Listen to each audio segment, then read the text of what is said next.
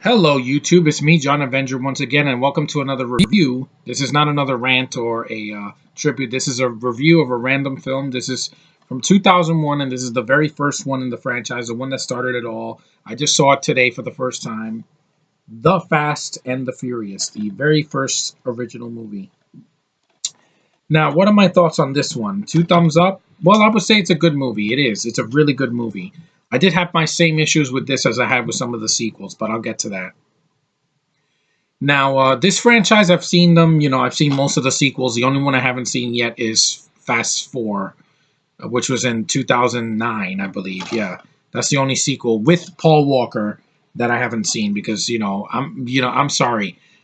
This one is it's mostly about racing and there's some action sequences, but I would take this over the eighth one in great grand fashion, and I'll tell you why.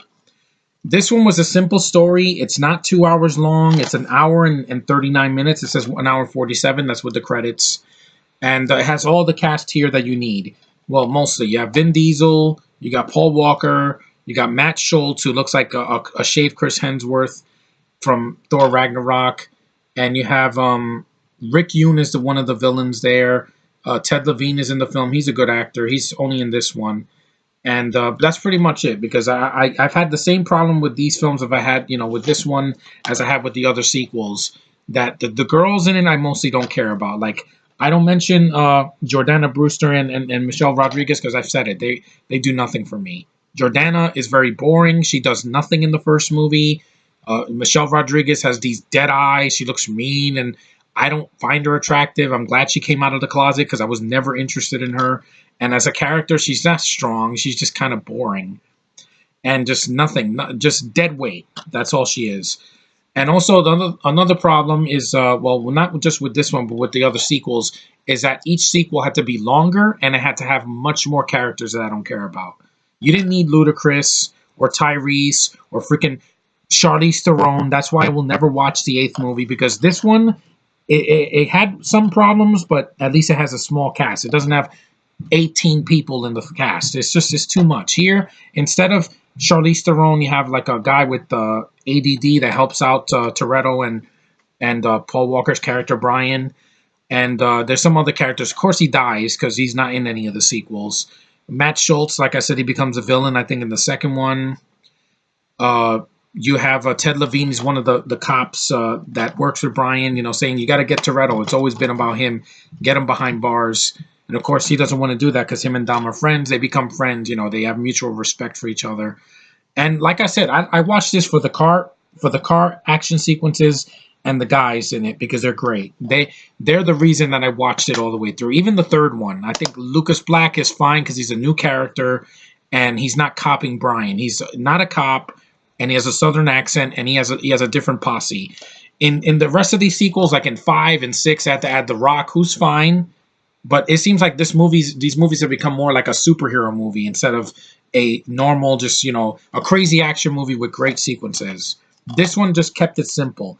Racing, crazy action, cars going at turbo speed, guns firing. It's PG-13, but there's a lot more blood in this one than some of the sequels I've seen. And once again, Walker is the lead of the freaking movie. When you have him missing in the previous one, it hurts it because I'm like, I miss him. I don't want to see a younger guy like Scott Eastwood. Not a bad actor, but he's not Brian. He's not freaking Paul Walker. And also, you have a female villain that's just made because of an SJW agenda. This did not have that. Yeah, the girls here are tough, but I don't buy them, so I'm like, I just ignore them and I watch the guys because they're more interesting. Dom's backstory in the first film, when he talks about him and his dad were in the car and he died in the car before it blew up. That's interesting. That's called backstory. Here, it was simple. Like it's a good film. It looks great. Rob Cohen did a good job directing the film. It's mostly written well. I know David Ayer wrote the screenplay. This is before he screwed up with. This is how you should have done Suicide Squad, David Ayer. You should have wrote and directed the movie with freaking blood and no bad CGI, because this film doesn't have that. It has a very low budget, which is really nice to see. And because most of the cars are real, they're not CGI. The stunt work is really well done. You can see everything. There's no shaky cam. And also, It's the guys are front and center, which is fine. People's like, oh, you just want guys because you're gay. I'm not gay, trust me. Just these two girls do nothing for me. I like Gal in some of the sequels, and Gina Carano was a good fighter in the sixth one.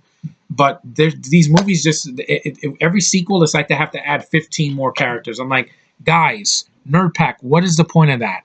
Oh, we want to introduce new characters. The third film did that. You don't need to do that in every sequel. We're gonna add five more characters, then another five, then another five. We don't care. Just develop at least these group of people. You don't need 15 other characters. I'm sorry. It's overblown, and you don't need that. That's why people complain about Avengers 2 because there were like 25 characters in that movie. But I love that movie because the characters they brought back are still front and center. But like I said, I watched this movie.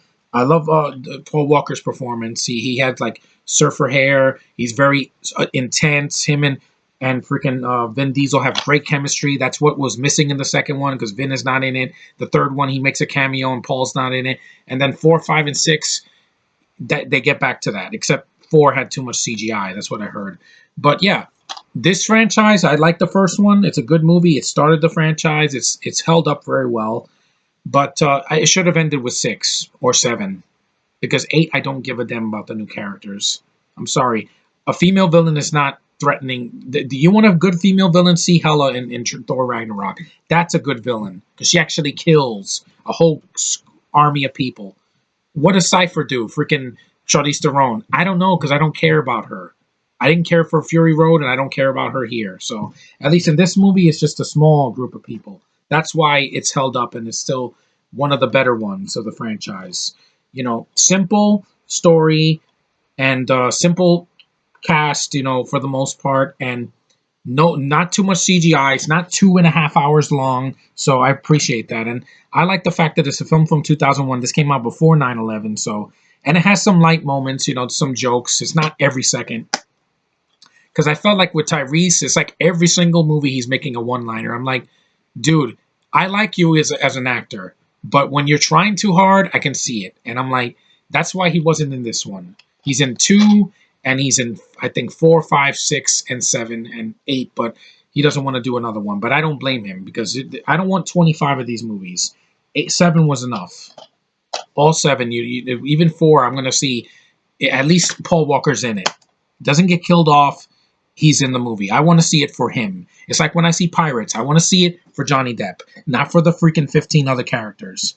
I'm sorry. This is who I am. I am a rebel, and that's who I am. That's what I'll always be.